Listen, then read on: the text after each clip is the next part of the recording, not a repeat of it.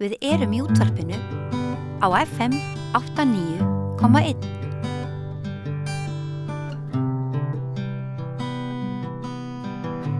Já, þá komið að því að ræða húsnæðismálin eins og fram hefur komið að þá lagði ríkisstjórnin fram það sem kallað húsnæðispakka í gær, ýmsar aðgerðir sem eiga að leysa húsnæðisvandann sem náttúrulega gríðarlegur eins og hefur margsinnis komið fram hérna við Rauðaborðið. Hingað kominn Guðmundur Hrafn Arngrímsson, hann formaður Leigjendasamtakanna. Ég ætlaði að biðja þig að fara svona aðeins með mér yfir þessa tillögur, svona heilt yfir, hvernig líst þér á? Mér líst ekkert sérstaklega vel á þetta, ég meina, það ekkert að því að koma fram með svona tillögur, en það ekkert í þessu sem að skipti máli fyrir leigjendur eða bara almennt með hvernig staðan á húsnæðismarkaði. Það ekkert sem að kemur til með að breytast hérna í nánustu framtíð. Það alltaf verið að tala um að byggja fleiri íbúðir sem búin að vera í umræðinu í 10 ár og það verið að byggja íbúðir, en það ekkert í þessu sem að segja mann að nú muni hagur sérstaklega þeirra sem að standa verst á húsnæðismarkaði batna. Mér sýnist svona við fyrsta lestur og að staða þeirra sem að standa verst á húsnæðismarkaði, hún muni hugsanlega bara versna. Þannig var að tala til dæmis að fella niður afslátt af fjármagnstekjuskatti vegna útleigu á íbúðarhúsnæði. Fella niður hluta af afslætti sem að fer til einstaklingar sem eru með íbúðarhúsnæði útleigu. Við skulum kannski fara yfir bara einstaka punkta hérna á eftir. En þú ert að tala fyrir hönd leigjenda. Það hefur komið fram að þeir hafa verið vantaldir hingað til. Nú segir Húsnæðis- og mannvirkjastofnun að 28% fullorðina séu á leigumarkaði. Ef að þeir sem eru á leigumarkaði eiga börn í sama hlutfalli og aðrir, sem ekki ólíklegt. Því að hjá þeim sem eiga sitt eigið húsnæði eru margir eldri, þar sem að börnin eru farin að heiman. En ef við gerum ráð fyrir því, það eru þetta 112.000 manns. Það kemur fram hjá sömurstofnun að 88% af þessu fólki vill losna út af húsnæðismarkaði.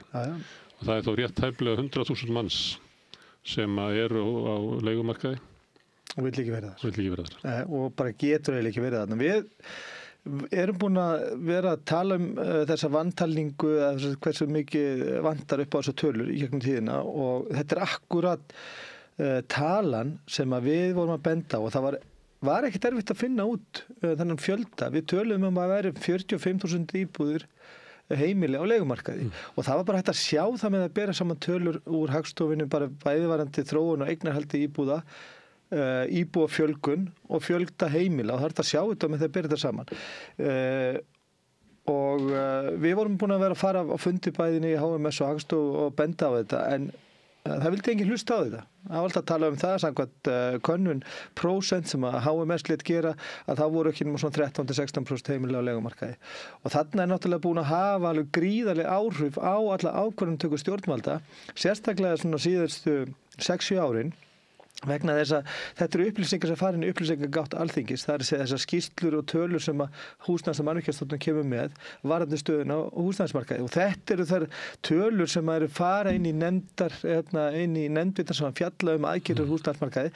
Þannig að það má segja að að því að þetta mjög vísvitandi gert. Þetta ekki gert á því að fólk heldur að hugsanlega sé staðan bara svona eins og hún kemur fram í könnunum. Það vísvitandi verið að gera þetta og vísvitandi búið verið að gera þetta og þar af leiðandi búin að skaða þúsundir af fjölskyldum hérna á landinu öllu bara með því að framlega hlutinu svona. Þannig með því að draga úr fjölda þeirra sem eru á leigumarkaði, segja síðan að þarna eru margir sem eru bara tímabundu á leigumarkaði, ungt fólk og innflytjendur sem að stoppa hérna stutt við og þarf eftir götunum að þannig reynir að banka þetta aðeins niður. Þá sér til að koma með leigjendur inn í þann hóp að raunverulega þurfum við ekki að taka tillit til hans í okkar efnahagsaðgerðum. Já, ekki bara það. Það er líka eitt punktur af þessu. Heldur líka bara það að þarna virtist sem að stærð leigumarkaðins var að draga saman. Það að segja, hagur leigjenda var greinilega að vænkast og þeir voru að komast af leigumarkaði, komast í eigið húsnæði og þar fram til göttunum. Úr hvað raunverulega kom þetta? Nei, þetta virtist vera svona túlkun á því vegna þess að þegar að Húsnæðis- og mannvirkjastofnun segir að stærð leigumarkaðin virtist það að fara úr 18% upp í 16% eitthvað árið, að þá draga stjórnmálamenn það ályktun að það hagur leigjenda sé greinilega að vænkast þeir og komast af leigumarkaði sem gerði ekki áður. En þetta náttúrulega bara vitleysa vegna þess að þarna verið að skoða mjög afmarkað mengi af leigjendum. Þetta fólk sem skráð í einhverja púli hjá einhverju fyrirtæki út í bæ sem svo hringt í og spurt bara hvernig staðin sem leigjandi. Og þetta náttúrulega gefur mjög skakkamynd af því sem hvernig staðan En þetta náttúrulega bara ein saga. Það að segja þessi upplýsinga gjöf til stjórnvalda hversu hún afgerði þetta áhrif, hún haft á ákvarðanatökun hingað til. En núna þegar við vitum þetta, að þá eiga stjórnvöld að taka ákvarðanir út frá þeirri vitneskju. Þau geta ekki skýlt sér lengur á bak við það að vera með villandi upplýsingar frá fyrirtækjum í bæ. Ég var að leika mér aðeins á Facebook í dag og birti Íslandskort og miðað við þessar tölur að þá eru leigjendur álíka margir og þeir sem að búa frá Hvalfirði og fer svo vestur og norður fyrir landið og austur fyrir og Suðurland og stoppar á litlu kaffistofunni. Það eru allar landsbyggðinar fyrir utan höfuðborgarsvæði og Suðurnes. Það álíka fjöldi og býr í leiguhúsnæði. Álíka margir sem að búa út á landi og búa í leiguhúsnæði. Og maður velti fyrir sér hvort að svona raddir þeirra, allra sem búa út á landi, hvort að þær heyrist ekki aðeins sterkar heldur á þeir sem eru leigjendur. Og annað varðandi fjölda að það hver kostnaðurinn af því að laga kerfið, stjórnvöld þurfa að gera eitthvað til þess, en það líka kostnaður við að hafa kerfið brokað eins og það Og ef við segjum að sá fjöldi sem að vill losna út af leigumarkaði sé svona meðaltala borga bara 100.000 kalli meira í húsaleigu, í húsnæðiskostnað en að hér væri heilbriður húsnæðismarkaður. Það verið að raukstu þetta bara í samanburði við önnur lönd, það er líka að raukstu þetta bara við umfram hækkun á undanförnum árum öðru slíku, þannig að þetta varlega áætlað. Það verða 48 milljarðar á ári sem að leigjendur borga sem gjald fyrir ónýtt húsnæðiskerfi. Mér finnst bara ágætt að áður við förum fram yfir tillögurnar að við drögum svona upp einhverja mynd af því hver vandinn og þetta hlutur leigjenda. Það má vera að vandi íbúða kaupenda sé mikill en ég myndi halda það ef að það stjórnvöld einbeita sér að þeir leysa vanda þessa hóps, 100.000 manna sem að vilja ekki vera á leigumarkaði en eru fastir þar vegna okkur leigu og óöryggis. Ef það farið aðgerðir til þess að leysa það, þá myndi hitt í sjálfum sér leysast sem svona eins og aukaverkun. Já, og svo þessi slagna húsnæðismarkaði. Allir þeir sem búa á þessu svæði sem nefndir heyrir allir sé ekki með svona 80-40 þingmenn á Alþingi. En leigjendur, hvað marga? Leigjendur ekki með neitt þingmann, það heldur sé enginn á Alþingi sem leigjandi. Nú sér bara svona hvernig en þetta er náttúrulega mjög skrítið að hugsa til þess vegna þess að hagsmunir leigjenda þar segja að vera á leigumarkaði, þetta eru stærstu hagsmunir þeirra fjölskylda sem eru á leigumarkaði. Það er bara hvernig staðan á leigumarkaði. Þetta er svo stærsti einstaki þáttur sem veldur því að fólk býr í fátækt. Já, þetta er bara hefur algjörlega afgerandi á afkomu þessar fjölskylda. Þetta eyðileggur afkomu öryrkja, láglaunafólks, stúdenta. Það er bara einfaldlega þannig. Það er ekki hækkun á skinkubrauðinu í bónus eða nagladekkjunum en svo kom frétt í dag að verðbólgan tikkar aðeins upp og þar kemur fram að húsaleiga er líka hækka og húsaleiga hefur hækkað langt umfram verðlag, tæplega 10% á síðustu 12 mánuðum og meðan almennt verðlag hefur hækkað 4,3%. Og svo hefur matur líka hækkað held ég 5,5%. Þannig að ef þú tækir lágtekjufólk sem eyðir öllum sínum tekjum í annars vegar í húsaleigu, kannski að 2/3 hlutum og hitt í mat, að þá býr það fólk við helmingi meiri verðbólgu heldur en annað fólk. Og maður velti fyrir sér að þegar það verða að vinna gegn verðbólgu, þetta er ekki haft í huga á hverjum hún bitnar helst. Ef maður heyrir það í fréttum erlendis frá, að þar eru stjórnvöld að glíma sérstaklega við matarhækkanir, sérstaklega með aðgerðir til þess að draga úr hækkun á húsnæði og annað slíkt.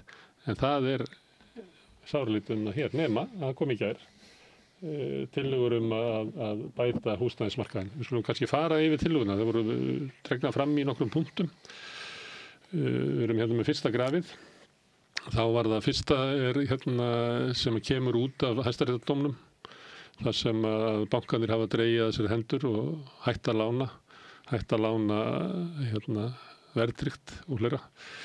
Og það vantar vaxtaviðmið af því að bönkunum var bannað að semja það sjálfur fyrir að hafa það einhvern veginn að væri gagnsætt og fyrirsjáanlegt Og margir bent á það, meðal annars Már Wolfgang Mixa, að miða við stýrivexti Seðlabankans ekki hentugt, því að það svona stjórntæki sem notað til þess að vinna móti verðbólgu svona frá degi til dagsleiku við að segja, á meðan að lán til húsnæðiskaupa eru langtíma fjárfesting og væri eðlilegra að miða við ávöxtunarkröfu á langtíma skuldabrifum ríkissjóðs eða eitthvað slíku sem tekur ekki þessum sömu miklu sveiflum og hefur verið. Og þetta tillaga að reyna að búa til í samráði við Seðlabankann einhverja viðmiðun sem að bankarnir geta notað. Þannig að ef að þú fær lána þá ertu að borga 2,5% umfram einhvert viðmiðun í Seðlabankanum og þú getur svo bara fylgst með því. Þetta í sjálfu sér ekki viðbragð við húsnæðismarkaðnum eins og var. Þetta bara viðbragð við því sem að gerðist í síðustu viku. Já, ég segi það. Þetta virðist að vera svona tekið svolítið að því að þetta fyrsti punkturinn og það eins og sé verið að bregðast við þessum fréttum frá því. Já, þau verða náttúrulega að gera eitthvað því að þetta náttúrulega ríkalegt ástand. En þessi húsnæðishópur búin að vera starfandi í tæpt ár og átti að vera að koma með lausnir sem að átti að bregðast við þessum vandar sem var uppi og hefur verið. Ég skil vel að þetta hafi verið tekið með. En þetta heldur ekki aðgerð, þetta bara markmið. Að hefja skuli eins fljótt og auðið og eins og við heyrum oft í svona glærusýningum. Fyrsta tillagan sem á blaðinu hjá þeim, það eru fleiri almennar íbúðir og þá ætlar að hafa hærra stofnframlag strax til óhagnaldrifinna húsnæðisfélaga, hækkað úr 30% upp í 35%. Þetta er jákvætt. Þetta er jákvætt, en helsti vandi þessara félaga sem hafa verið að reyna að byggja íbúðurinn í almenn íbúðakerfi hefur verið skortur á lóðum á þessu verði sem þau getur ráðið við. Ég veit til dæmis að Bjarg hefur þurft að skila frá sér byggingaréttum á lóðum sem bara hreinlega réðu ekki við að borga af. Og meðan að staðan er þannig að hérna á höfuðborgarsvæðinu eru flest þessu byggingalönd á svæðin sem eru í eigu lóðabraskara. Þá er ekkert þessi félag að fara að komast inn á það. Það eru lóðið þar sem að hver íbúð ber eiginlega áður en að framkvæmdir hefjast, kannski 20 til 23 milljónir í svona braskkostnað. Hluti af því rennur reyndar tengt hérna að sveitarfélögin taka, svona innviðagjöld og hitt og þetta. Já, það er lítill hluti. Það er lítill hluti. Það er þarna samt inn í þessari tölu þegar fólk er að rekna það, hvað er álagið sem er á íbúðinni áður en að fyrsta skóflustungan er tekin. Hún er á þessu. Já, en þá kemur á móti náttúrulega þarna þeir alltaf að markmið er að fjölga íbúðum í Úlfarsárdal en þetta það kemur hérna fram hérna sérstaklega. Þetta er almennt jákvætt að hækka framlögin en það er náttúrulega fyrst og fremst Bjarg sem er að þessu. Og eins og þú bendir á að til þess að dæmi gangi upp hjá Bjarg þá má ekki vera mikill kostnaður á lóðinni vegna þess að ef að Bjarg ætti að keppa við verktaka á eftirsóttu lóðum að þá myndi það leiða til þess að kostnaðurinn við bygginguna væri svo mikill að verðið sem að kæmi út hjá Bjargi væri eiginlega bara svipað og markaðsverð. Já, það er bara þess vegna en ég sé ekki alveg að þetta muni hafa eitthvað stórkostleg áhrif á fjölda íbúða sem að fara sérstaklega í byggingu inn í almenn íbúðakerfið þó að þetta ekki nema sér úthlutað lóðum inn í kerfið. Já, og þeim sem gert þetta einhvern veginn bærilegra að starfa og framkvæma inn á húsnæðismarkaði. Það er ekki gert ráð fyrir því að sveitarfélögin leggi lóðurnar inn í þetta til þess að hafi ódýrara? Jú, það hefur verið gert en fyrst og fremst í Reykjavík. Já, fyrst og fremst í Reykjavík. En staðreyndar er bara þannig á húsnæðisbyggingamarkaði að það eru mjög fá stór verktakafyrirtæki sem eru inn á þessu markaði í dag. Þau eru alls ráðandi og það er líka þetta verð, það er að segja framkvæmdaverðið og þessi tilboð sem að verða að bjóða inn í þetta náttúrulega langt umfram þar sem við er útreiknaður sem svona raunverulega byggingakostnaður. Þannig að þegar að Bjarg er að láta byggja fyrir sig fermetrin kannski á 650.000 krónur þar sem að raunverulega byggingakostnaður er kring kannski 350.000 krónur, þá er strax komin gríðarlega mikil álagning þarna sem gerir strax á framkvæmdastiginu. Það er verið að tala um það að BHM kom fram með skýrslu fyrir árið síðan sem sýndi fram að hagnaður byggingaverktaka var það bil 100% á kostnað með við kostnað. Þannig að þú átt við að Bjarg þyrfti að búa sér til sitt eigið byggingafélag. Já, klárlega. Ég veit það bara sjálfur. Það eru til mjög nákvæmlega tölur hvað raunverulega kostar að byggja hvern fermetr af svona hefðbundinni vísitölu íbúð. Þetta er bara mjög vel reiknað út og eru reiknivélar. Hægt að finna þetta í Hagstofunni. Já, já. Fólk verður að vara sig á því að þarna er ekki til dæmis stigagangur, þetta er bara íbúðin rá. Þannig það er alltaf ykkur auka kostnaður umfram. Nei, þetta var þegar þessi reiknivél búin til rétt fyrir árin milli 85 og 90 þá var tekið allur kostnaður sem tók að byggja þessa íbúð í Breiðholtinu í þessum 12 íbúða stigagangi. Það kostaði sameignin líka, hún var líka tekið með inn í þetta. Þannig að reiknivél hún er mjög ágætlega vel uppbyggð en stjórnvöld ákvaða að vera ekki að uppfæra hana held ég eftir 2015. Það er þetta bara vísitölu uppfæra hana með byggingavísitölu, það var þetta nákvæmt út. Þannig að þannig líka ákveðin vandamælun á markanum, það er þessi hái framkvæmdakostnað þar sem verktakarnir eru að rakka til sig. Stundum er verið að vísa til Breiðholtsins sem svona síðasta stór átaksins sem að stjórnvöld fóru í með verkalýðshreyfingunni að þá var búin til framkvæmdanefnd byggingamála minnum á hana heitað sem að var raunverulega rak uppbygginguna í Breiðholti. Flutti hér inn í nýja tækni, flekamót og eitthvað fleira og náði niður byggingakostnaði umtalsvert og ekki bara á þeim íbúðum sem að voru framkvæmdar eða byggðar upp undir hennar tilsjón, heldur hafði þetta áhrif á alla markaðin að aðrir byggingaraðalar þurftu þá að innleiða nýja tækni sem þurftu ekki áður með þeir sátu bara einir af öllu góðsyntíðinni og þetta hafði gríðarlega áhrif og skrítið að þetta verið þurfa stjórnvöld virðast bara ekki geta horft til þess að það séu opinberið aðilar sem að sjá bygginguna alveg eins og vegagerðin lagði alla vegina og þar fram til göttunum. Þannig að það er ekki verið með og núna hefur síðan orðið gríðarleg tæknibreyting í byggingum. Það er mikið til af aðferðum við að byggja hús sem hefur ekki verið innleitt hérna á Íslandi. Það til dæmis í Kína er gríðarlega hröð húsnæðisuppbygging og þar er komin mörg tækni. Það er náttúrulega flestir verkfræðingar að störfum í heiminum í Kína við að finna betri lausnir.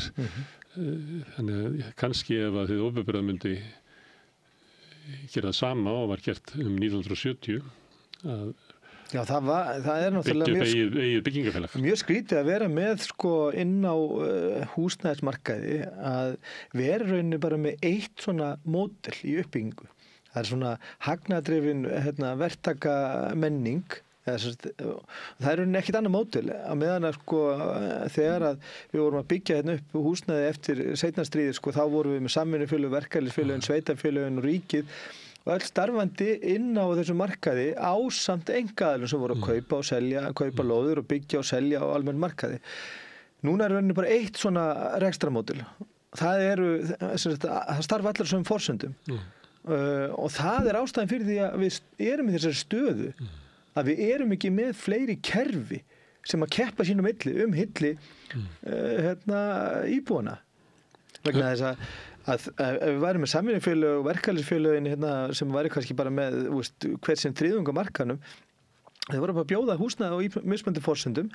Þetta hentar ákveðnum þjóðfélagshópum og þetta hentar ákveðnum þjóðfélagshópum og þetta hentar þriðja þjóðfélagshópnum og svo yrði með bara að reyna að höfða til þeirra og þeir sem væri á einkamarkaði að reyna að græða þyrftu að bara vera með húsnæði á betri stöð eða stærra eða íburða meira eða hagkvæmara eða hvað sem er.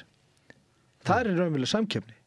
Hún ríkir ekki þarna úti í dag. Þetta er gríðalegur skortmarkaður og gríðalegur okurmarkaður af þeim sökum.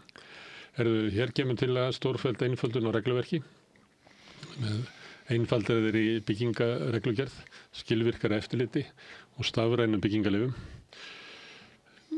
Þetta er svo sem allt jákvætt en við höfum séð þetta áður. Það hefur verið stjórnvöld hafa gert mikla breytingar á byggingareglugerðum Það var í tíð ríkisstjórnar Sjálfstæðisflokks, Viðreisnar og Bjartar framtíðar. Það var mikið hoggið niður af þessu.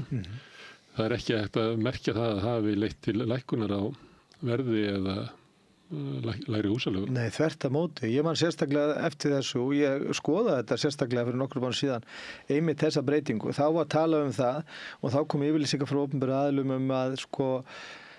að þáverandi breyting á byggingarreglugerð, hún myndi skila sér í 1-2 milljón króna lækkun á 2 herbergja íbúð. Sem að náttúrulega reyndist alls ekki rétt af því að íbúðaverð snar hækkaði. Það skila sér ekkit. Það er segin saga og við þekkjum þetta öll og ég þarf ekki að vera undirstrika þetta vegna þess að við vitum það öll að svona aðgerðir sem að fara inn á eins og talar svona skortmarkað þar sem að ríkir rauninni bara svona einhver hagnaðardrifin krafa fjárfesta, hún skilur sér ekki til neytenda. Nei. Þeir taka þessu náttúrulega bara sem gjöf. Ástæðan er svo að í skortmarkaði þá ræðst verðið af þörf þeirra sem að verða að kaupa húsnæði. Hún er alltaf til staðar. Og aðgengi þeirra fjármagn til þess að kaupa húsnæði.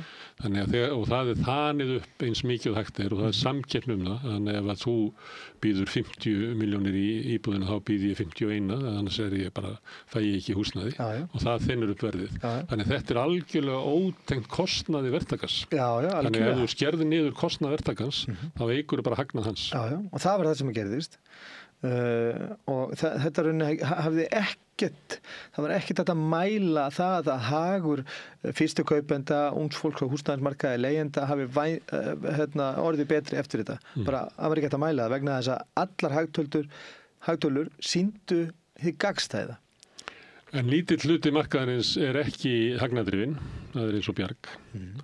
Og þar getur þetta skipt máli ef að undirbúningstími fyrir framkvæmdir Bjargs er styttri, það er alveg með kannski lánakostnaður minni kostnaður við að sinna byggingafulltrú og annað slíkt, að það gæti leitt til lægra verðs á endunum. Það Bjargar bara svo lítið hluti af markaðnum. Þetta gæti flýtt framkvæmda tímanum á verkum eins og hjá Bjargi sem er náttúrulega mjög gott vegna þess að það tekur 2 ár að fyrir hvert eitt verkefni frá því að byrja á því og þangað til að fólk getur fluttið inn. Hins vegar sé ég þetta líka, ég lesi í gegnum tillögurnar, þannig er ákveðið tækifæri fyrir stjórnvöld að einkavæða eftirlit, byggingareftirlit. Það kemur fram í tillögum hjá þeim að færa þetta byggingareftirlit frá byggingafulltrúa og vera með svona einhverjar einkareknar eftirlitsstöðvar. Og þarna er rauninni bara eitt tækifærið á að einkavæða svona opinbera þjónustu staðinn fyrir að styrkja hana og segja bara, nei, við verðum bara að ráða 30 manns í sérstakt eftirlit vegna þess að það gengur heldur ekki að byggingaverktakinn hafi eftirlit með sjálfum sér. Ég þekki mörg dæmi það sem að byggingaverktakar eru bara, sem eru kannski að byggja íbúðarhúsnæði, blokkir, jafnvel heilu blokkirnar, eru bara með einhverja kunningja svona skrifa undir að séu byggingar eftirliti, að séu með hvað heitir það, byggingarumsjón eða byggingarstjórn. Já, og hann kannski býra í öðrum landshluta. Við erum með marga fréttir af því að það eru málaferli út af til dæmis nýbyggðum húsum sem eru bara stórgallaðar út af lélegu eftirliti. Þannig að fólk ætti að hafa svolítið vara á því. Já, ég get ekki séð að einkavæða svona eftirlit geti gert eitthvað betur. Þetta gæti leitt til lægra leiguvers hjá Bjargi. En hefur öfulega ekki áhrif fyrir íbúðu kaupendur eða leigjendur að öðru leyti. Hvernig getur þetta leitt til lægra leiguvers í Bjargi með því að þeim fjölga íbúðum í útleigu og þar lendi? Það verður ódýrara fyrir það að byggja vegna þess að það eru minni kröfur frá byggingareglugerðum. Það er fljótari afgreiðsla frá byggingafulltrúa og annað slíkt. Já, ég held að byggingakostnaður verður alltaf svo sami, þó að það getur vel verið að framkvæmda tímanum eða þessu undirbúningsferlinu verður hraðað eitthvað, en ég ætla að vona að sé ekki vera að slá af reglugerðum heilnæmi og gæði húsnæðisins. Það hefur nú verið gert út af Bjargi, vegna þess að Bjarg það er ekki hægt að út af lóðaverði og út af byggingakostnaði, þá hefur ekki verið hægt í módeli Bjargs að búa til íbúði sem eru á skaplegri leigu nema að skera af þeim til dæmis geymslu og fleira sem að arkitektar hafa mjög gagnrýnt. að þarna sé verið að raunverulega búa til lakari íbúðir, öfugt sem að var hérna þegar verkamannabústaði byrjuðu, þau voru að byggja ekki af Hringbrautina þar sem að það voru eiginlega bestu íbúðunar í bænum. Já. Þannig að það verið breytt. En það er erfitt að sjá að þetta komið til með að hafa eitthvað stórkostleg áhrif á og minnstakosti ekki á leigjendur. Ég sé það ekki. Það er nýtt 4.000 íbúða hverfi í Úlfarsárdal sem er þá byggt á landi Reykjavíkurborgar. Og Reykjavíkurborg getur þá lagt inn lóðirnar inn í óhagnadrifin félög eins og Bjarg. Já. Og það er talað þetta hefur nú verið kynnt áður af hálfu meirihlutans í borginni. Og þar var það kynnt að 35% af íbúðunum færu inn í óhagnadrifnar íbúður, kannski að langstæstu leyti í Bjarg. Já. Og það er þá 1400 íbúður. 1400 íbúður. Byggingatíminn kannski 5-6 ár. Þannig að... Og núverandi biðlisti hjá Bjargi yfir 4.000. Þannig að þetta mun ekki hafa nein teljandi áhrif á markaðin meðan að þeir ná ekki einu svona losa nema kannski þriðjung af biðlistanum. Já. Að þrýstingur er svo sami. Svo lengi sem er einn á biðlista, þá er þrýstingur. En þetta er lausn sem að myndi henta mörgum að ef að sveitafélögin önnur sveitafélög myndu gera það sama. Já. Og Reykjavík það er 2/3 af höfuðborgarsvæðinu býr í Reykjavík og 2/3 af landsmönnum í á höfuðborgarsvæðinu, þannig að Reykjavík er náttúrulega langveigamesti aðilinn, en þau eru nú orðin ansi stór sveitafélögin í kring, þannig ef að kæmi kannski annað eins frá þeim, að þá gæti þetta hjálpað. Já. Það er kannski eitt sem að vera þarf að huga í þessu vegna þess að við höfum heyrt í fólki sem hefur sloppið inn, fengið útlutað íbúð og það er svo fegið. Já. Og það er svo stórkostleg breyting í lífið þeirra. Við höfum líka að tala við fólk sem að fekk útlutað í verkamannabústöðum á sínum tíma og hvernig það breyttir fjölskyldusögur. Það hafði verið bara linnulaust basl og erfiðleikar árin á undan, en síðan kom bara öryggi og skjól við að fá útlutað íbúð í verkamannabústöðum. Þannig að hvert atriði, hver fjölskylda sem að bjargast, þetta er svo í stríði, hver fjölskylda sem að bjargast af yfirleirum, það er bara að fagna því. Já. En hins vegar eru 1400 íbúðir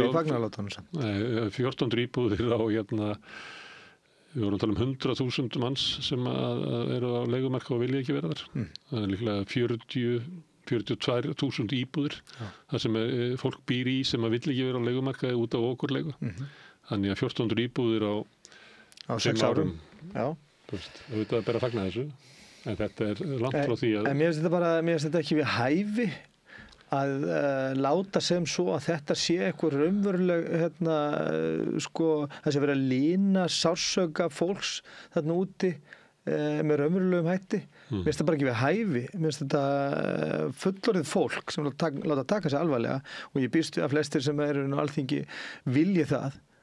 Það þarf að mæta ástandi þeirra sem að standa verst. Það er ekkert að segja svona og tala um að þetta sé eitthvað svona skref sem að virkilega hjálpi fólki þarna úti sem er að kljást frá mánuði til mánaðar við að hafa þak yfir höfuðið og kannski með börn á vergangi. Það gerir það ekki. Þetta er rauninni ætti rauninni ekki vera tiltökumál að fyrir stjórnvöld að segja að við stefnum á að byggja 4.000 íbúðir. Þetta ætti ekki svona þurfa sérstakar blaðamannafund. Þetta ætti bara að vera skilaboð inn í HMS og heyrðu fylgið þessu eftir og það talar enginn um þetta. En að vera að stæra sig af þessu, það sýnir bara hversu ástandið er hrikalegt.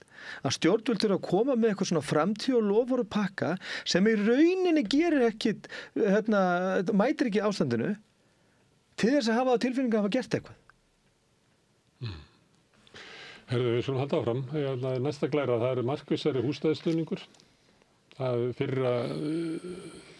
Fyrri tillagan er að hlutdeildarlánakerfi sem að virkar með fleiri hlutdeildarlánum, mánalegri úthlutun, tryggri fjármögnun og rýmri skilyrðum.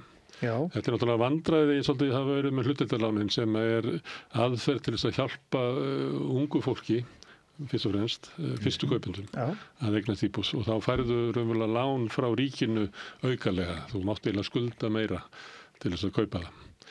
vandinn hefur hingað til að það kerfi gengur ekki upp, að annarkvort ertu með ómikla tekjur eða íbúðin of dýr, þannig að það mörg árin hafa bara ekkert hlutdeildarlán gengið út. Þetta er þekkt saga, þetta er, ég held að sé ekki meir en 10 ár síðan þetta byrjaði eða hvað. Það er 2018-19. Já, það er svona tæplega. Og þarna ætlaður að vera með einhver aðferðir, svona reyna að pússa einhver agnúa af kerfinu þannig að þetta virki.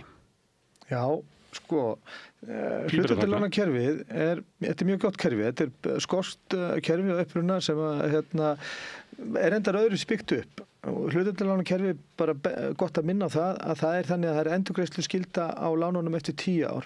Það er að segja að þú þarft að fara í gegnum svona ferli hjá Húsnæðis- og mannvirkjastofnun hvort að þú sért rauninni þurfir að borga upp lánið, endurfjármagnaða eða selja íbúðina. Þannig að ríkið hjálpa mér með eitthvað svona hlut í íbúðinni? Já.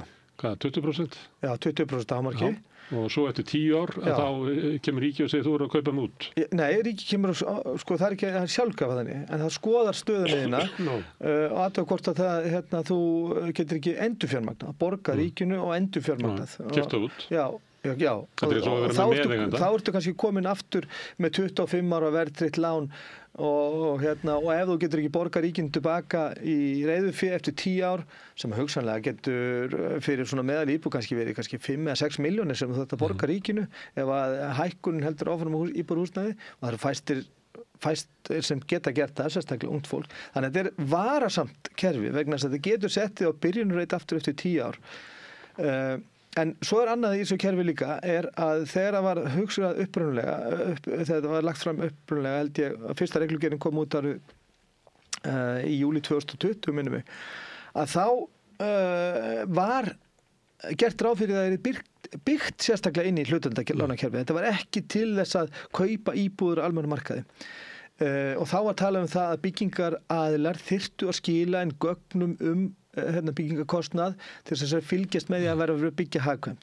Það var fellt út úr reglugerðinni við fyrstu breytingu og það veit enginn hver setti þá kröfu fram en það var gert inn í fjármálaráðuneytinu. Og þetta var gert til þess að þetta er ekki bara til þess að auka kaupgetu almennings sem sprengir upp verð á skortmarkaði. Þetta var gert til þess að veri framleita sérstaklega íbúðir sem væru ódýrar inn í þetta kerfi. Aðrir byggingaverktakar eða þeir sem var að selja húsnæði hefði ekki aðgengið þessu kerfi. Upprunalega var það þannig og mér sýnist að ríkisstjórnin ætla að snúa svolítið aftur í upprunalega hugmyndina en það hins vegar bætir ekki þá agn að þessu hlutdeildarlán eru til 10 ára að meðan Skotlandi til dæmis þar sem að hugmyndin er fengin er mjög góð. Þar borgar þú lánið tilbaka til ríkisins þegar þú selur. Þótt sér 99 ára gamall eða 105 ára áttræður þú þarft ekki að fara í gegnum eitthvað svona endurfjármögnunar tímabil og það er líka þannig ákveðin þjóðfélagshópum þetta eru tvöfalt kerfi, það er að segja opið kerfi sem þetta Open Shared Equity Loan þar sem allir hafa aðgang að því og svo er til kerfi sem þetta Shared Equity Loan þar sem eru ákveðin þjóðfélagshópar inni sem hafa aðgang á því kerfi og það er meðal ungt fólk, fátækir, ekkjur, þeir sem hafa verið lokið opinberri þjónustu, verið hernum og þess áttar. Það eru miklu betri vaxtakjör og þau geta fengið upp undir 80% lánað frá ríkinu, að meðan að það er 20% eins og hérna heima í Open Shared Equity Loan sem er fyrir alla, það er ekki svona ströng tekið við mig, en þú þarft ekki að borga tilbaka til ríkisins fyrir en þeir sölur, hvort það sé í lok starfsæfinnar eða við andlát, ekki eins og hér. Hérna í rauninni verið að búa til stöðu þar sem verið að ýta ungu fólki að reglulega í fangið á bönkunum og taka nýlán til þess að borga ríkið út og ríkið notabenni hefur farið hvergi betri árvöxtun á sínu fé heldur en að láta fólk fá hlutdeildarlán að miða við hækkun á húsnæði umfram bæði verðbólgu og aðra ávöxtun á Þannig að ríkið tekur hækkunina sem hefur verið á húsnæðinu til sín, ekki bara venjulega vexti. Nei, það tekur hækkunina þar sem þú kaupir íbúð, þú fær 10 milljónir á ríkinu og það íbúðin hækkar 40% þá fengir ríki 14 milljónir frá þér eftir 10 ár ef þú nærð að safna fyrir þessu og borga ríkið út eða þá að ríkið segir, þú verður að leita endurfjármögnunar og þú fer til bankana og bankin segir, hérna getur þú fengið verðtryggt lán fyrir 25 ára fyrir þessu uppáð og borgar ríkið út og þú neyðist þess að gera það ef Húsnæðis- og mannvirkjastofnun metur það þannig og þá ertu komin bara með nýtt lán og aukna greiðslubyrði. En ef að, ég veit ekki hversu vel þú þekkir skosska kerfið að segjum að ungt fólk kaupi 2 herbergja íbúð, svo bætast við 2 börn og þau vilja stekka upp í 4 herbergja íbúð. Verður þau þá að borga ríkinu hlut ríkisins þegar þau skiptum húsnæði eða getið þau flutt þetta á milli? Ég þekki það ekki nákvæmlega þannig, en það er, ég efast vegna þess að ég las þetta nú töluvert mikið á sín tíma að það séu innbyggðar svona gildur í það. Ég gat ekki séð að það væru, að því það var mikið verið að hugsa að þetta ætti að mæta þeim sem að þyrftu á því að halda. Þannig ég þekki það ekki. Herðu, það eftir að koma í ljós hvernig það gengur að sníða þetta kerfi þannig að það virkar. Nokkur dæmi í fortíðinni högtir og það hefur ekki náðst að deila út þeim upphæðum sem voru eyrnamerktar í þetta. Það var ekki til íbúðir. Það var ekki til íbúðir eða fólk uppfyllt ekki eða... Fyrst, bæði var það vantaði pening frá ríkinu, einhvern tímann kláruðust bara peningarnir, það var bara loka fyrir umsóknir og svo hafa líka bara ekki verið íbúðir á sölu sem að falla inn í vegna þetta eru mjög... Hver ætti að framleiða íbúðir upp í þetta? Nú verktakarnir mest að framleiða það sem mesta álægningin á, sem svona íbúðir á þéttingareitum, blokkar íbúðir sem seldar á einbýlis íbúðaverði. Já, ég meina, menn eiga bara að gera eins og Finnar gera, þeir bara semja við eitthvað stórfyrirtæki í Lettlandi eða Pólandi og segja, okkur vantar 14.000 fermetra íbúðarhúsnæði, hvað takið fyrir þetta og gjörið svo vel, hérna er landið og skilið okkur þessu eftir 2 ár, 560 íbúðum af svona miklu gæðum. Þetta er gert við í Evrópu, það er að bjóða þetta bara út til stórra framleiðenda. Og þyrfti að náttúrulega gera hér líka eins og við tökum svona dæmi stórframkvæmd eins og Kárahnjúkavirkjun. Þá var það talið vera öryggisatriði að kæmi erlend verktakafyrirtæki með sitt fólk til þess að það yrði ekki verðbólgu hvetjandi, þenslu hvetjandi á íslenskum markaði og vinnumarkaði. Þannig að ef það vantar mikið húsnæði, það vantar 10.000 íbúðir eða 20.000 íbúðir, að þá ekkert að því að gera samning við svona fyrirtæki sem að kæmu myndu reisa þau og það er því sem minnst þensluvaldandi inn í íslenskt hagkerfi. Já, og gæti bara skapa fullt af atvinnu fyrir smærri verktaka og þjónustaðila og þó að fyrirtæki eins og IAVF eða þ.g. eða jáverktakar sætu ekki að þessu og græta á þessu að þá er því fullt af vinnu fyrir aðila byggingamarkaði. Herðu, við skulum fá aftur sama kortið aftur því að seinni hlutin var eftir. Það 10 ára skattfrjáls séreign inn á íbúðalán.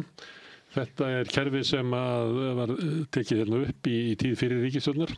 Það var að heimila fólki sem á séreignarsparnað sem hefur lagt það, hann er valfrjáls, að taka út skattfrjálst og leggja inn í húsnæði. Það er þannig að þegar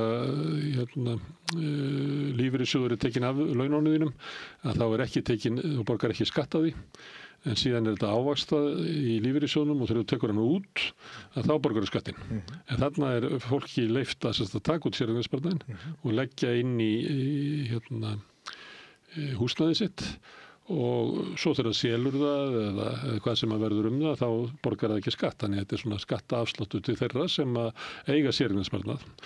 Þórður Snær sem er núna framkvæmdastjóri þingflokks Samfylkingarinnar hefur skrifað marga kílómetra þetta, hvernig þetta sé dæmi stórfelldan húsnæðisstuðning til hinna betur settu.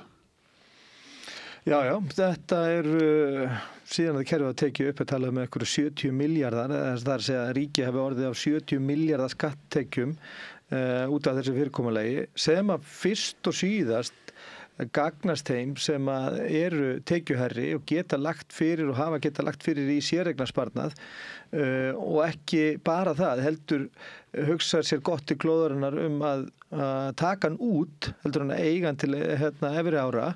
Það er miklu hagkvæmara að taka hann út og geyma hann í húsnæðinu og selja svo húsnæðið og taka hann inn raunverulega. En það bara stjórnvöld hafa viðurkennt það og Sigurður Ingi Jóhannsson fyrrverandi innviðaráðherra viðurkenndi það bara síðustu metrunum í sínu embætti að þetta gagnaðist helst þeim tekjuhæstu þetta fyrirkomulag og mér finnst mjög skrítið að þegar ríkið að láta af skatttekjum, að nota skattkerfið til þess að auka ójöfnuð vegna þess að það ójöfnur eykst þegar að fólk getur nýtt sér svona fyrirkomulag til þess að auðgast frekar og eignast meiri í húsnæðin sínu en skilja það eftir sem hafi ekki efna og get ekki nýtt sér þetta kerfi. Þannig ég skil ekki að menn skulu reyna að setja þetta, klæða þetta tröll í einhver spanderskalla og reyna að láta þetta líta út fyrir eitthvað annað. Þetta langstæðst aðgerðin í þessu pakka því að eins og þú segir að þá hefur metið þetta sér allt upp í 70 milljarðar sem hafi farið svona sem framlag ríkisins til inn að svona skársettu. Já, bara undanfarinn áratug. Undanfarinn áratug og þetta hefur verið að framlíkja til 10 ára þannig að það má kannski verðmeta þetta upp á 70 milljarðar. 2016 að þá Frosti Sigurjónsson fer fyrir einhverjum húsnæðahópi sem að vinnur fyrir Ásmund Einar og þar talar hann að ein tillögan úr þeim hópi að þetta fyrirkomulag skulu eingöngu vera fyrir ungt fólk, fyrstu-kaupendur. Það er að segja að þetta sé ekki fyrir alla, að það svona fyrirkomulag eigi að nýtast til þess að hafa raunverulega félagsleg áhrif. Það er bara ein tillaga úr þessari skýrslu sem að kom held ég 2019. En þessi stað segjum að bara ágætlega sett fjölskylda, skuldar svona eitthvað svona smá slatta í einbýlishúsinu sínu í Garðabæ, eins og er ofta sagt, að þau taka út séreignarsparnaðinn, borga niður skuldirnar, losna þar með vaxtagreiðslur, lifa þar leiðandi miklu meira umleikis síðustu ár starfsævinnar og svo kannski þegar þau heldast og þá kannski selja einbýlishúsi og minnka við sig og taka þá raunverulega út það sem áttu að vera upprunalega taka út lífrið sinn á þess að hann sé skatlaður. Einmitt. Þannig virkar kerfið. Þetta var þetta tvennt, hlutdeildarlánin og séreignarsparnaðurinn. Þetta var undir liðinu markvissari húsnæðisstuðningur og ég man eftir umræðu sem var í haust sem að talaði að það væri það mikilvægt að hafa markvissari húsnæðisstuðning og þá hélt maður þegar maður var að hlusta á samfélkingafólk, Þór Snæ meðal annars, þá hélt maður að það ætti að flytja þennan 70 milljarða stuðning sem hafði verið til hinna svona skársettu yfir til hinna sem hafði verið í mestri þörf. En það er ekki að sjá að þessu. Ekki, eins og segi, ég get ekki séð að þetta mæti því fólki sem að stendur illa á húsnæðismarkaði. Það er ekkert í þessum tillögum sem að mætir þessu fólki. Þá kemur síðasta glæran sem ég með, það er mörg atriðin á henni. Það er tiltekt í húsnæðiskerfinu. Það er minni hvati til að safna íbúðum. Og það er náttúrulega þekkt vandamál. Að af þessum íbúðum sem hafa komið inn á markaðinn, þá er ekki hlutfallið árið næstu í 70% eru keypt af þeim sem eiga íbúðu fyrir, annarkvort stór leigufyrirtæki eða braskfyrirtæki bara, eða þá gott velsett fólk sem hefur kannski verið að safna íbúðum í gegnum tíðina, margir eiga eina og margir 2 og 3 og 4, því að það er eiginlega besta fjárfesting sem maður getur fengið er að kaupa húsnæði og láta leigjendur borga það niður og þú átt síðan alla verðhækkunina sem að verður húsnæði því að húsnæði hækkar langt umfram allt verðlag þannig þetta er eiginlega besta fjárfestingin og margir farið inn á þá braut og það er 70% af öllum nýjum íbúðum hafa verið teknar af svona fólki en ekki farið til þeirra sem eru að kaupa sér sitt eigið húsnæði til þess að búa í og lifa í og þetta er náttúrulega merki algjört sjúkdómseinkenni á þessu markaði. Og þetta kom aðgerðir til að stoppa þetta og það er með því að draga úr skattfrelsi söluhagnaðar. Þannig að ef þú kaupir húsnæði og selur það svo aftur, segjum eftir 8 ára eitthvað leys, að þá er söluhagnaðurinn ekki skattfrjáls í dag. Já, hann er nánast skattfrjáls með eitthvað 0,2% eitthvað svona cirka skattur. Þannig að miðað við ef ríkið ætlar að gera eitthvað stórkostlítið í þessu, geta sagt við 10-földum skattin eða eitthvað, ég veit ekki, þá kannski verður þetta eitthvað örfá prósent. En leigubraskarnir eru ekki að kaupa íbúðir til þess að fara að græða á sölunni. Ekki nema til mjög langs tíma. Þeir eru að græða á leigjendum. Og ef að ríkið ætlar að reyna að fjölga íbúðum á sölu út af hann almenna markaða, þá gera það ekki með því að segja við ætlum að skattleggja söluhagnað frekar heldur en það fjölgar ekki íbúðum á sölu. Þá hugsa leigusalar bara með sér, ég ætla ekki að selja íbúðina, ég hafði hugsað mér það, en fyrst að búið að skattleggja söluhagnað, þá ætla ég bara að eiga hann áfram og ég ætla að kaupa bara fleiri. Ég ætla að kaupa fleiri leiguíbúðir, ég ætla að eiga það lengi vegna þess að ég fæ bæði fyrir afborgun íbúðinni og ákveður ekstra fé með því að leigja á leigumarkaði. Þannig að ég sé ekki hvað þetta á að gera fyrir leigjendur eða húsnæðismarkaðinn almennt. Munurinn kannski sá að einhver kaupir íbúð 50 milljónir og hún tvöfaldast í verði á 10 árum. Selur hún á 100 milljónir, söluhagnaður 50 milljónir. Fjármagnstekjuskattur á því eru 22%, þannig að hann borgar 11 milljónir í fjármagnstekjuskatt eftir þessa breytingu. Og þá maður kannski að hugsa eins og þessi maður sem að segir, ég kaupi íbúð á 50 milljónir, hún hækkar upp í 100 milljónir, ég borga þennan fjármagnstekjuskatt og fæ í hreinan hagnað 39 milljónir. Einhver annar fjármagnstekjukostur, það ekki í kaupallinni við liðina, það ekki í skuldabrifum. Nei. Þetta eiginlega öruggast að ég fjárfestingu þrátt fyrir þennan skatt. Já. Og við höfum að sjá hvort hann verður, hvort það verður 50% eða hvort það verður 10% eða 5% eða 2% skattur af söluhagnaði. Við höfum að sjá það. Hann nánast engin í dag. Og það auðvelt eins og segir fyrir stjórnvöld sem að að reyna að skýla svo bak við það geturleysi sitt að segja að við höfum þá tífaldað eða eitthvað en bara bottom line, þetta gerir ekkert fyrir þetta heldur þér ekkert frá því að kaupa íbúðir til þess að setja leigumarkaðinn. Það er ekkert í regluverkinu sem að takmarkar það ef þú hefur getu til þess og lánstraust til þess að fara til bankans eða lífeyrissjóðan og segja ég ætla að kaupa íbúð og leigjana. Það er ekkert sem takmarkar það í þessum aðgerðapakka. Þú getur gert það ennþá.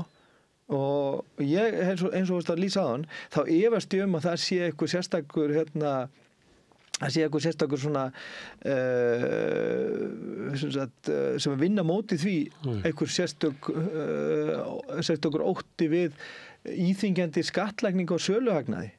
Það er bara ekki til í dæminu. Annað í þessu sama lið, það er að minnka skattafslátt leigutekna. Það er þannig í dag að ef ég að leigja þér íbúð, þá fæ ég leigutekjur og þær eru fjármagnstekjur og ætti að bera fjármagnstekjuskatt, en það er 50% afsláttur á því. Þannig að ég borgar umlega bara 11% skatt af leigutekjunum. Þau ætla að minnka þetta. Já. Kannski fara upp í 22, ég veit ekki. Þetta er eitt af þessu sem er svona stefnskulega að. Já. Það talaði það í greinargerðinni með þessum aðgerðapakka að þessi afsláttur, 50% afsláttur af fjármagnstekjum vegna útleigu íbúðarhúsnæðis fyrir einstaklinga fari úr að vera 50% í 25%. Það er að segja að þá yrði hann væntanlega í kringum 16,5% í staðinn fyrir... Hvað árið hefur þetta? Stundum er sagt að því að nú viðreisna fólk sem er í ríkisstjórninni, það segir við aðra skattahækkanir þetta bara vellist út í verðlag, þannig að þetta mun bara hækka húsaleiguna. Já, ég meina, þegar að þessi afsláttur var settur á, einmitt í sama tímabili og breytingar byggingarreglugerðin sem við ræddum hérna rétt áðan, þá var gefin þessi 50% afsláttur af fjármagnstekjuskatti fyrir einstaklinga með íbúðir í útleigu. Farið úr 22% í 11% eða 50% afsláttur sem átti að lækka húsaleigu en gerði það svo bara alls ekki. Húsaleiga hélt áfram að hækka og hækkaði með þess að umfram bæði verðlag og launaþróun og flestar aðra hagstæri strax í kjölfarið. Er ekki ástæða að draga þetta tilbaka eins og vera að gera þarna hálfuleyti? Jú, en þegar að engar takmarkanir á leigumarkaðnum hvernig leiguverð á að vera og hvað á að miða þess við og hvað á að taka, hvort á ekki að fylgja öðrum hagstæðum og á svona skortmarkaði, þá mun þetta ekki hafa nein önnur áhrifveldur en þau að þeir leigusalar sem eru einstaklinga með íbúður í útleigu sem er þá cirka 60% af markanum, þeir munu að segja við þurfum að hækka húsaleiguna til þess að mæta aukinni skattheimtu. Vegna sem átt okkur af því að þessi fjármagnstekjuskattur sem að leigusalar, bæði fyrirtæki og einstaklingar látnir skila til ríkisins, kemur úr ráðstöfunarfé leigjenda. Þetta er hluti af þeirra leigu. Þetta er bara svolítið ekkert ósvipað eins og vörsluskattur. Það þarf að segja, ég er leigusali, ég er með íbúð, kostnaður minn svona, hagnaðarkrafan mín svona, rekstrakostnaðurinn þessi og fjármagnsgjöldin þessi, skattur þessi. Núna þarf ég að leigja íbúðina á minnsta kosti svona og hugsanlega eitthvað aðeins inn í viðhald og annað. Þannig að þetta lagt hluti af leiguverðin, þannig að þetta kemur frá leigjendum og þetta fer í gegnum leigusalana til ríkissjóðs. Það er engin að reyna að halda því fram að það sé verið að skattleggja sérstaklega leigusala. Þetta er skattur sem að leigjendur borga. Þannig að þegar ríkið segir við ætlum að hækka skatt, fjármagnstekjuskatt á einstaklingar sem eru með íbúðir útleigu, þá þeir að segja við ætlum að hækka skattin á leigjendur vegna þess að leigjendur sem borga þetta. Sagt á sama skapi að húsnæðisbætur væru styrkur til leigusala. Það eru það og það eru til þess að þeir geti haldið verðinu. Hefur alltaf verið þannig og aðrar Evrópuþjóðir þar skilja ekki þetta kerfi, íslenska kerfi og þau forviða, fulltrúar leigjendasamtaka í allstæðri Evrópu voru forviða þegar þau lærðu það að við varum með húsnæðisbótakerfi en ekkert regluverk hækkun húsaleigu. Það skildi enginn, það getur ekki virkað. Já, voru lengi að skilja það að þetta væri rauninni hægt að koma fram með svona reglur. Þegar þú ert með svona hreyfingar á leigumarkaði og engar takmarkanir á hækkun á húsalegu og fólk segjum 34 fjölskyldur að leita hverja einustu lausu leigu upp og þá hækka bara húsalega. Og ef við setjum þetta í samhengi bara við skattaafsláttinn skattekjurnar sem ríkið varð af og fóra meira og minna allt til eignafólks og hátekjufólks í gegnum séreignarsparnaðinn sem að voru þetta 60-70 milljarðar á 10 árum, að þá er ríkið að fá inn í sína sjóði skatt af leigjendum sem að hleypa kannski á 10-15 milljörðum á hverju einasta ári og þar lendi borgað launin fyrir þingmenn stendur undir þingfarakaupinu auðveldlega og rekstri alþingis, jafnvel að styrkjum til stjórnmálaflokka, er svo skattur sem að leigjendur einir þjóðfélagshópa greiðan í ríkissjóð. Og mér svo skrítið að horfa upp á bara Kristrúnu Frostadóttur sem vil að taka sig alvarlega að segja við ætlum að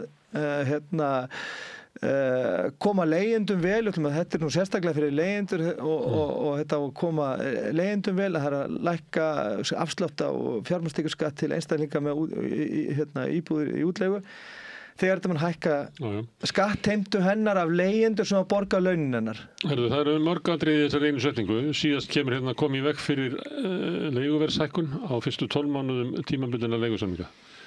Var þetta ekki búið að koma? Jú, þetta var í síðustu breytingu á húsaleigulögunum en við erum líka átt okkur á því að það er ekkert annað Evrópuland sem er með mánaðlega hækkun á leiguverði út frá vísitölu. Og það er alveg saman hvað það sé ótímabundin eða tímabundin samningur og það að segja að það megi ekki gera á 12 mánaðar samningum, það var reyndar, svo fóru leigusalarnir bara framhjá þessum eða verið 13 mánaðar samninga og við bendum á það og það gerðist allar athugasemdir og leigjendasamtangana varðandi þáverandi breytingu hafa ræst og þetta og ekki þetta sjá að þetta hafi haft einhver áhrif til lækkunar ekki til, enda hækkar húsalega tvöfalt á við verðbólgu hefur gert fyrir síðan.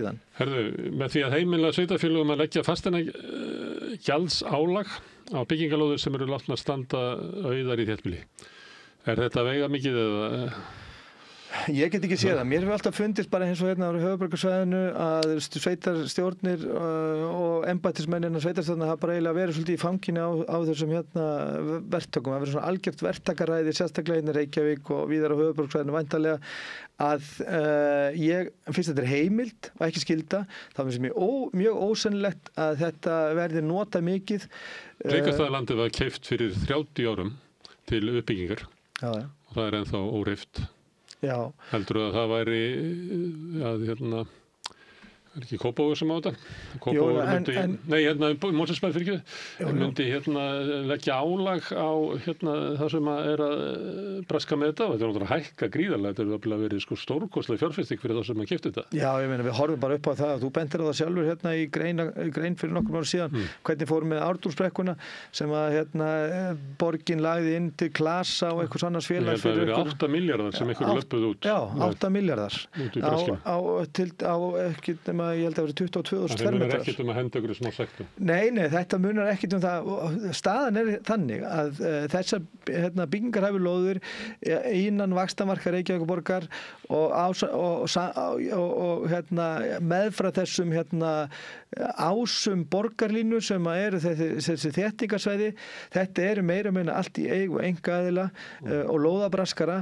Og það að það sé eitthvað svona hugsanlega eitthvað sektir eða eitthvað svona tímatakmark á að byrja, þetta kemur ekki til að breyta neinu. Ég veit ekki hvaða raunveruleika eða sýndarveruleika fólk býr í þegar við erum með algjöra markaðsvæðingu og húsnæðiskerfi, þá hefur ekkert svona að segja. Nei, það er líka rukkun sveitarfélagana frá verktökum hefur verið svolítið hlægileg hingað til að verktaki sem að lokaði hálfri Lækjargötunni í 3 ár, hann borgaði þetta í 5.000 skall á mánuði.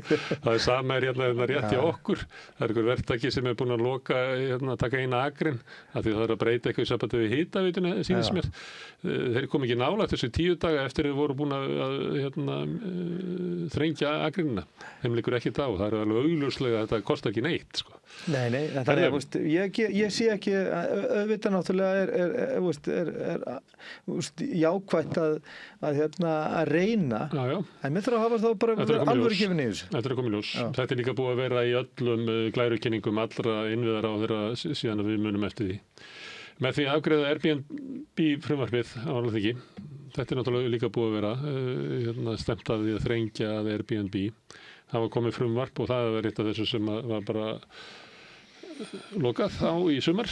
Já. Það þingið eitt tímanum í eitthvað karp. Sko stóra breytingin í þessu er svo að þér sem einstaklingi, það máttu ekki leigja íbúður í þinni eigu nema eina innan hver sveitafélags. Það segir sko, þú ert bara með eina íbúð í þinni eigu, en þú máttu leigja annað aðra íbúðun utan þéttbýlis. Það er að segja sumarbústað eða eitthvað skála eða þess háttar. Reglurnar eru mjög svipaðar eins og þeir eru bara í dag. Það er reyndar eina sem er talað breytingin er svo. Í dag máttu vera með eina íbúð og eina auka, en það er ekki tekið fram að hún þurfi að vera utan þéttbýlis. Þannig að þetta er eina stóra breytingin.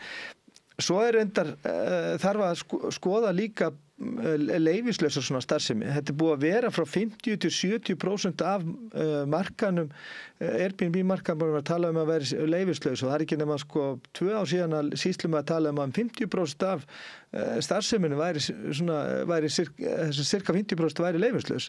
Og þetta er reyndar eitthvað aðeins að lagast að því að við höfum, til dæmis leigjendasamtökunum, höfum mikið barist fyrir því að það sé betra eftirlit með þessu og við syndum okkar eigin eftirliti með þessu og kynntum það gagnvart Lilju Alfreðs á sín tíma og þá kom í ljósa að það voru fleiri undir íbúður inn á Airbnb síðunni undir heimagistingu sem höfðu ekki leyfi til þess og mjög einfalt að komast að þessu. En vandamál er ekki bara Airbnb. Það er líka þetta rekstra leyfi í flokki 2 þar sem að sveitafélög og sérstaklega Reykjavík hefur mjög stórtak í að gefa leyfi fyrir að veita jákvæða umsögn fyrir sýslumanni þar sem að verði að breyta íbúðarhúsnæði í gistirekstur. Þarna eru svona braskarar fyrirverandi alþingismenn og þekkti braskara sem að kaupa upp tugir íbúða, jafnvel húsnæði svona eins og Þingvallastræti og Snorrabraut og svona breyta þessu í íbúðagistingu. Og Reykjavíkurborg hefur ekki notað sín tólatæki til þess að koma í veg fyrir þetta með því að veita neikvæð umsögn og segja nei, þessar íbúðir voru byggða til þess að komast í almenna búsetu fyrir fjölskyldur í borginni eins og var kynnt á öllum þessum kynningum sem að ég fór á í ráðhúsinu þar sem við erum að kynna þessa stórkostlu uppbyggingu og hversu hagur fjölskyldna í borgin ætti að vænkast með tilkomu allra þessi íbúða sem voru meira með allar keiftar af bröskurum og sem að sóttu svo til sýslumanns að fá að breyta í gististarfsemi sem að Reykjavíkurborg svo samþykir, notar ekki löggjöfina sína, þess að byggingarreglugerð og skipulagslöggjöf til þess að segja bara nei, því miður. Þessar íbúðir voru byggðar til þess að vera heimili fólks, nei, þá er umhverfis- og skipulagssvið, vegna þess að umhverfis- og skipulagssvið Reykjavíkurborgar tekur þessar umsóknir fyrir. Veitir því jákvæð umsögn að þessum íbúðum sem nýbúið að lofa borgurunum í borginni að kæmun og almenn íbúðamarkað til þess að bæta hag þeirra, þar fóru hundruðum saman á stuttum tímabili inn í svona eignasafni á bröskurum sem eru svona bara með þetta inn á Booking eða hotels.com og selja þetta ferðamönnum. Það talar enginn um það. Það varði ekki úr þessari stórkostlegu glærusýningum hjá Degi Eggertsinni nema þetta gagnaðist svona bröskurun og meira minna aðslu. Sem þarf ekki innan Airbnb. Já, og þannig að sko að sveitafélögin skuli ekki nýta þær reglur og þær lög sem það hafa til þess að segja við erum ekki að byggja þessi íbúður, láta byggja þessi íbúður hérna til þess að fara inn í skammtímalegu. Að sko, ég get ekki séð að sveitafélög muni nýta eins og þetta gjald sem við vorum að tala um áðan að ef við nýti ekki þær heimildir sem að hafa haft hingað til þess að minnst ákosti tryggja að það er húsnæði sem er byggt fari í almenna íbúðu almenna notkun að hafa ekki nýtt sér þær heimildir ég efast að það var að nýta sér heimildir til þess að sekta þessa verktaka en þessar reglur Airbnb þær munu hugsanlega skila einhverjum íbúðum sem að einstaklingar eiga og nota ekki sem er lögheimili. En ekki ráðast á stóra vanda sem það sem að íbúðarhúsnæði hefur verið breytt í bara gistis aðstöðu. Það er eitt hlutin af þessari tillögum. Það sem að gerist oft þegar að fólk lendir í þessum vandræðum, ég á 4 íbúðir hérna í borginni og 3 í Airbnb, ég má bara eiga eina og svo þarf hitt að vera sögumbústaður.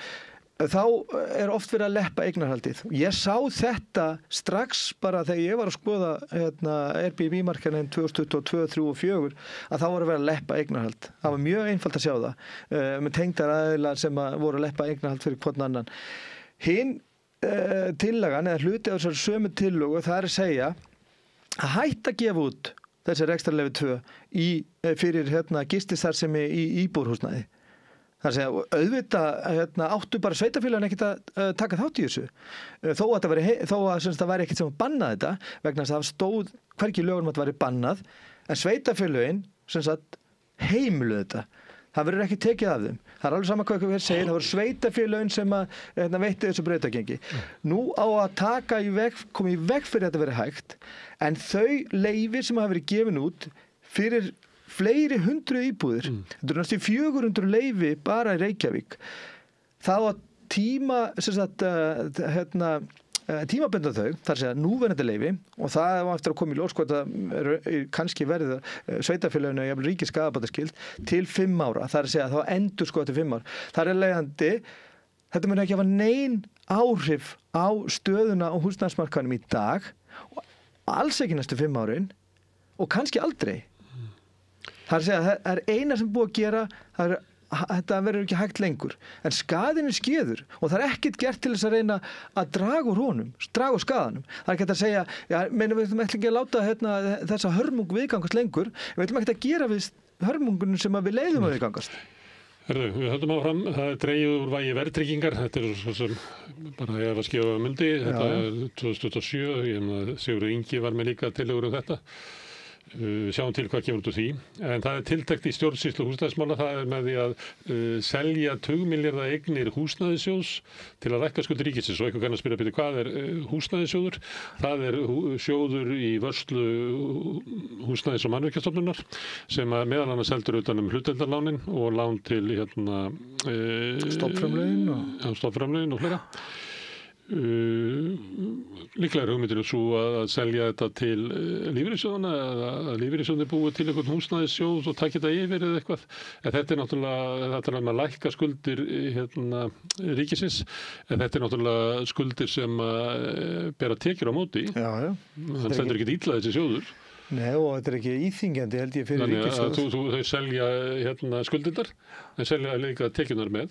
Já, ég velti þessu mikið fyrir mér og ég hugsa mér það fara að selja eitthvað fasteignir, en það er ekki þannig. Fjármálaráðuneytið með flesta fasteignir ríkisins á sínum höndum, þannig að þetta er ekki húsnæðissjóður, en að því að ég hef nú heyrt talað að það sé í pípunum einhvers konar nýtt húsnæðislánakerfi, að þá kæmur ekki óvart að hugmyndi væri svo að til dæmis hlutdeildarlánin sem styrðu seld inn í eitthvað nýtt svona engavætt húsnæðislánakerfi. Í eigu lífeyrissjóðanna sem að myndi þó hugsanlega verja meiri fjármunum til þess að íta undir það kerfi. Það gæti orðið til hraðari uppbyggingar. En þetta er hins vegar sko að því að við tölum það og leigjendasamtökin ásamt mörgum fleirum hafa verið að hvetja lífeyrissjóðan til þess að koma inn í uppbyggingu á húsnæði. Það er að segja auka framleiðslu og vera með húsnæði fyrir sína sjóðsfélaga og jafnvel allan almenning.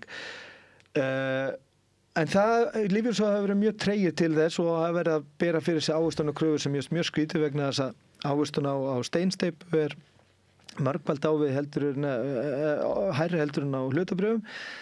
En þeir fóru svona bakleiðis inn á húsnæðismarkaðinn með því að kaupa út norskan milljarðamæring sem átti heimavelli og sem að hann greiddi eitthvað 30-40 milljarða á því að selja lífeyrissjóðunum leigufélag sem var í rekstri. Þannig að það fjölgaði ekki eina einustu íbúð á Íslandi þegar lífeyrissjóðunum kom inn á húsnæðismarkaðinn.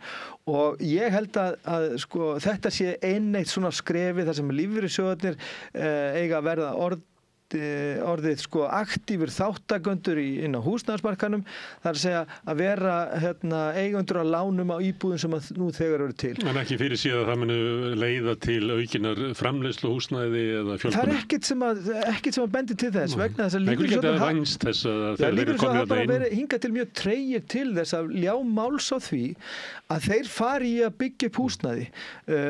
En lífeyrissjóðir í mörgum löndum gera það, eru aktífur þáttakendur í því að ýta undir húsnæðisuppbyggingu, en það hafa íslenski lífeyrissjóðir ekki gert og það held ég sé út af því að staðan á húsnæðismarkaði bara hefur verið að safna auði handa ákveðnum einstaklingum og fyrirtækjum og lífeyrissjóðirnir sem eru náttúrulega í samstarfi við þetta sama fólk vilja ekki hrófla við því. Síðasta er tekið saman, það er að afgreiða frumvörp sem eru leifar af gömlum glærusýningum skráningarskyldu leigusamninga sem kannski langt mál að fara yfir í núna. Það er ekkert veigað mikið mál og svo líka sameiningu skipulagsstofnunar og húsnæðis- og mannvirkjastofnunar sem ég held að komi málum ekkert við. En það kemur ekkert þessu máli við held ég, en það sem er slæmt við þessa orðræðu skráningarskyldu húsaleigusamninga er að það má ekki gera neitt fyrir leigumarkaðurinn fyrir að það er fullkomin vitneskja hvern einasta anga af stöðu leigjenda. Hún er fyrir hendi, þú þarf bara að leita hana þessi svona fanga og ýmsum stöðum, fara í skýrslur og rannsóknir og fara og tala við HMS og Hagstofan og allt það, en þangað til að fullkomin skráningarskylda á öllum leigusamningum verður framkvæmd, það má ekki gera neitt fyrir leigjendur. Það er það versta við þessu umræðu, að vera að seinka öllum aðgerðum, neyðar og bráðaaðgerðum handa leigjendur sem að búa við skelfilega stöðu, bæði vergang og síhækkandi húsaleigu og íþengjandi húsnæðisbyrði, hlutfall þeirra sem ber íþengjandi húsnæðisbyrði er bara mesta sem við sjáum í öllum heiminum. Að það má ekki gera neitt við þessu fyrir að þessi búið að koma á skráningarskyldu leigusamninga. Mér finnst þetta svo illa gert að láta fólk halda það að það sé ekki hægt að gera neitt fyrir að það sé búið að skrá í miðlægan gagnagrunn hvern einasta leigusamning á Íslandi. Þú veist hvernig staðan er núti. Þú getur ekki